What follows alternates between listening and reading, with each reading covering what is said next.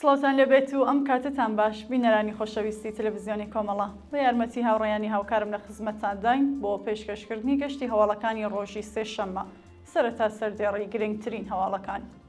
ئەگەری ڕێکەوتنی ئێران و ئیسرائیل لەسەر ئاگربەست، راپۆرتی 12هەمین ڕۆژی شەڕی ئێران و ئیسرائیل، هەڕەشە بەرپرسانی لەشکری لە سەربازەکانی کرماشان، ناچارکردنی کارمەندانی بەهزیستی مەهاباد بۆ بەشداری لە ڕێپێوانی حکوومەتی، پێشڕاستکردنەوەی سزای سێدارەی پاخشان عەزیزی لە دیوانی باڵای وڵات، دەستبەسەرکردنی 5 چالاکی مەدەنی لە شارەکانی کوردستان و ئێران و ئیدانەی هێرشەکانی ئیسرائیل بۆ سەر زیندانی ئەڤین لەلایەن لێبوردنی نێودەوڵەتی.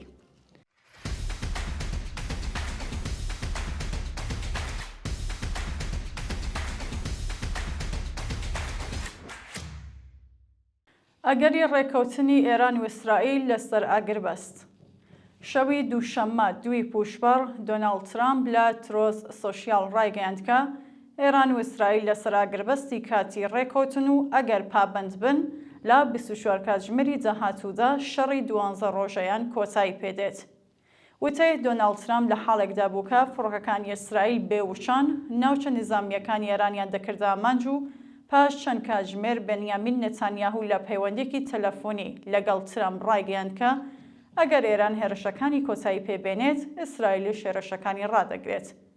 هەروەها عەباس ئاراغچیش لە تۆڕی کۆمەڵایەتی ئیکس وتی ئەوە ئێمە نەبووین کە هێرشەکانمان دەست پێ کرد و ئیسرائیل بوو تا کاتژمێر 4 بەیانی سێشەممە ئەگەر ئیسرائیل کۆتایی بە هێرشەکانی بێنێت ئێرانیش هێرش ناکاتە سەر ئیسرائیل.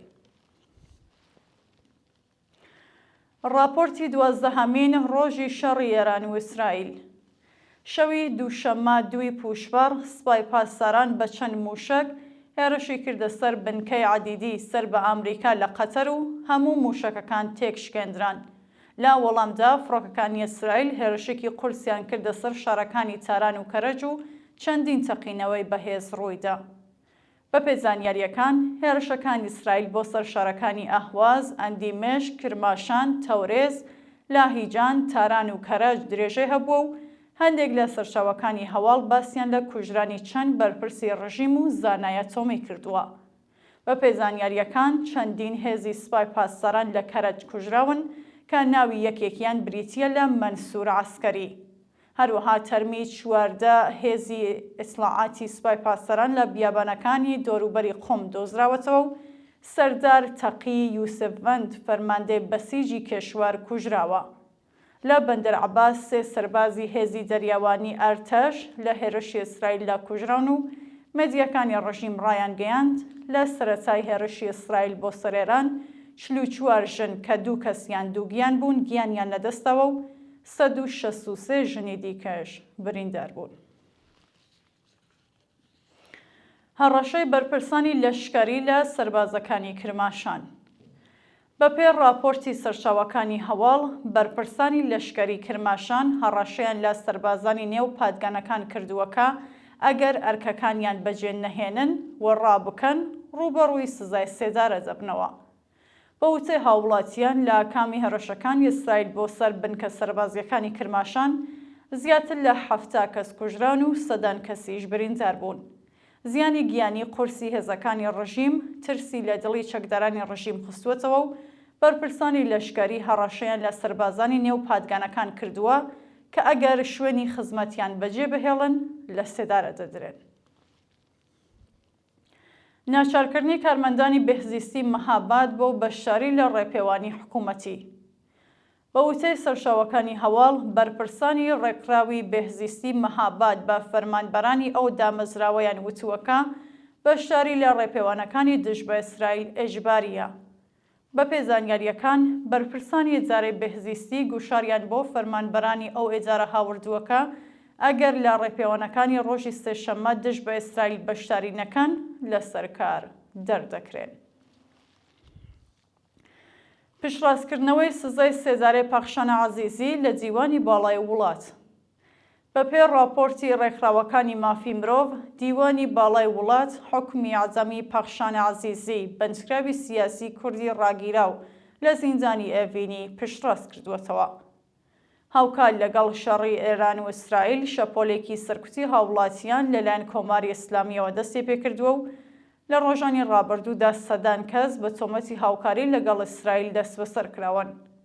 هەروەها گوشاری ناوەنجامنیەتیەکان بۆ سەربەندکراوانی سیاسی، چالاکانی مەدەنی و بنەماڵە دادخوازەکان زیادی کردووە. ڕۆژی دووشەممە دیوانی باڵای وڵات حکمی ئاعدامی پەخشان عەزیزی پشتڕاست کردەوە و ڕێکخراوەکانی مافی مرۆڤ سەبارەت بە ئەگەری بەڕێوەچوونی ئەو حکمە هۆشداریان بە دەستگای قەزایی ڕژیم داوە. دەستبەسەرکردنی 5 چالاکی مەدەنی لە شارەکانی کوردستان و ئێران. لە ڕۆژانی ڕابردوودا 5 شارۆمەندی خەڵکی شارەکانی شنۆ، مەهاباد، یاسوج و تاران لەلایەن هێزە ئەمنیەتیەکانەوە دەست بەسەرکراون. بەپێ راپۆرتەکان هێزەکانی ئیدارەی ئیتلاعات لە شارەکانی شنۆ و مەهاباد 2 هاوڵاتیان بنەوەکانی خالد بایزیدی و خەبات کاردار بەبێ بەڵگەی قەزایی دەست بەسەر کردووە.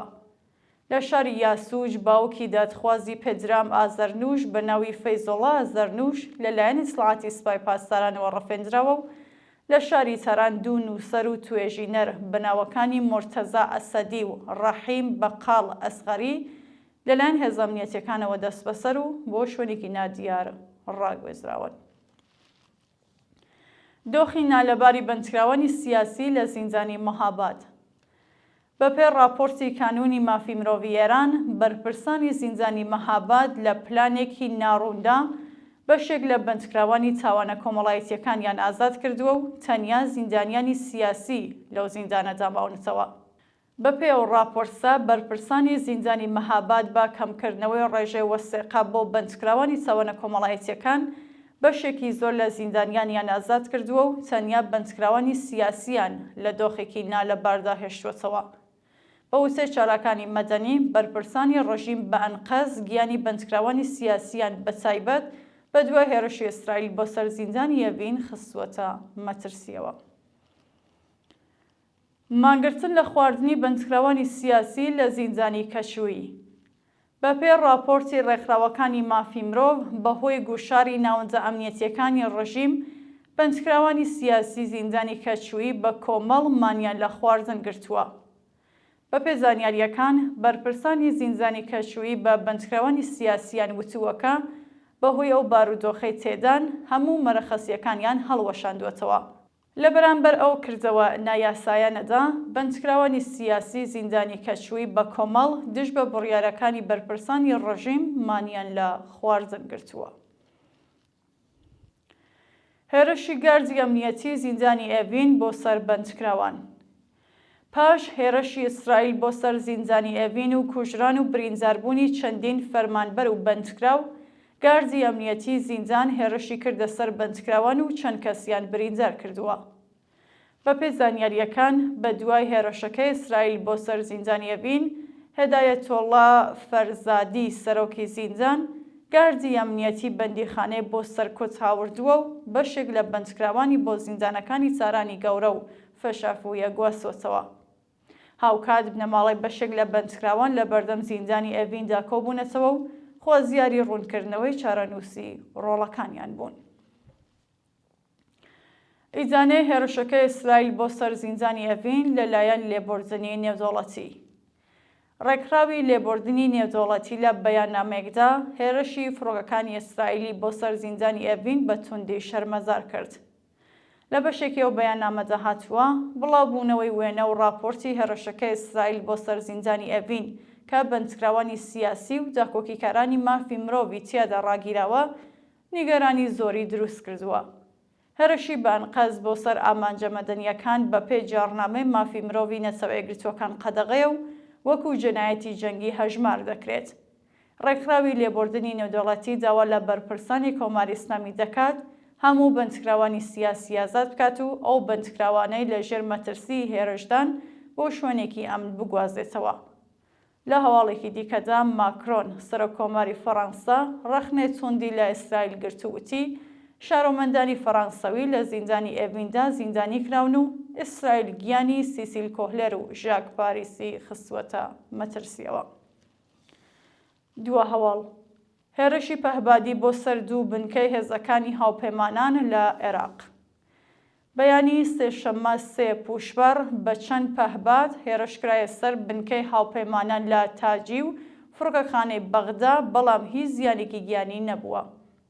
بەپێی راپۆرتی مێدیاکانی عێراق، چەند درۆنی نەناسراو هێرشیان کردووەتە سەر بنکەی هێزەکانی ئەمریکا لە تاجی و ڕادارێک لە ناوچووە. هاوکات هێرشی پەهبادی کراوەتە سەر بنکەی سەربازانی ئەمریکایی لە فڕۆکەخانەی بەغدا، بەڵام هیچ زیانێکی نەبووە و درۆنەکان تێکشکێنراون. بینەرانی خۆشەویست، هەواڵەکانتان پێشکەشکرا، هەر شاد و ئاسوودە بن.